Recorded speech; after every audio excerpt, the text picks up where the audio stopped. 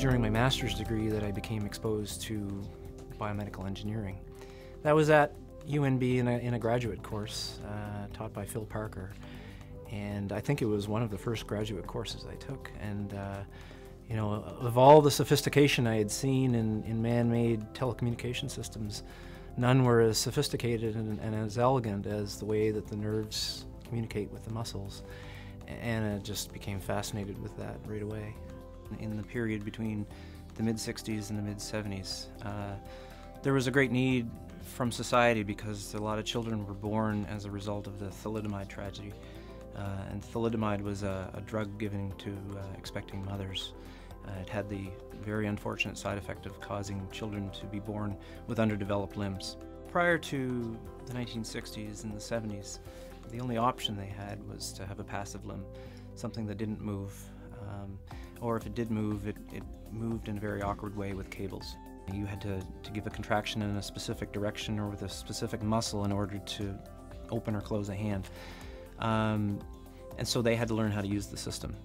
Now what we're trying to do is embed learning algorithms into the limbs and have the system learn what the preferred patterns are for that person. The way that someone controls an artificial, a myoelectric limb begins with the intent of moving a hand or a wrist. So those signals begin in the brain and travel down the nervous system and eventually cause muscles to twitch. Electrodes will pick up that signal, and the process of then actuating movement begins with those signals being converted into electricity.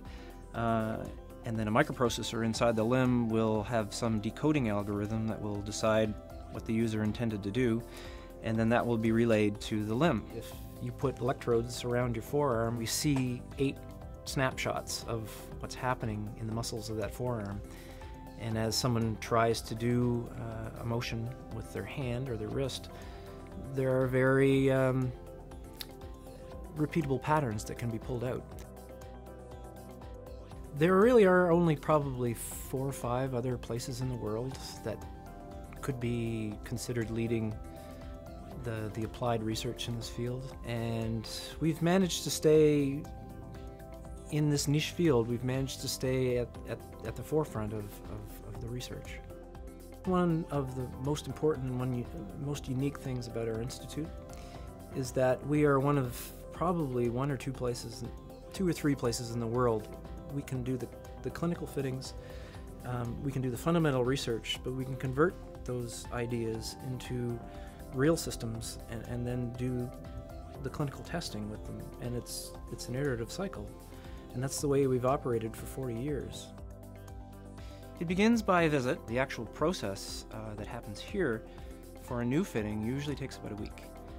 So they'll come in and they'll meet the prosthetist and the prosthetic technician and the occupational therapist. A new client will actually spend about a week with us, being fitted with the device, and then toward the end of that week, learning how to use that device as best they possibly can. We have a new dexterous hand that we've been working on that provides a lot more function than most things that are available right now. I guess one of the most important aspects of it is that it's going to be much more affordable than some of the other hands that are on the market. We really want to take what we're doing with artificial limbs and translate that into helping people who have severe quadriplegia, spinal cord injury, or stroke, to be able to access and control devices that will improve their quality of life. It's so motivating for the students to really interact on a day-to-day basis with the people whose lives that they're hoping to improve. I mean, for the researchers as well. They keep us grounded and focused on problems that matter. I discovered what I love to do, and to be able to do that in a place where I love to live is, I mean, I'm just incredibly lucky to be able to do that. And to have the kind of team that we have here working on these things,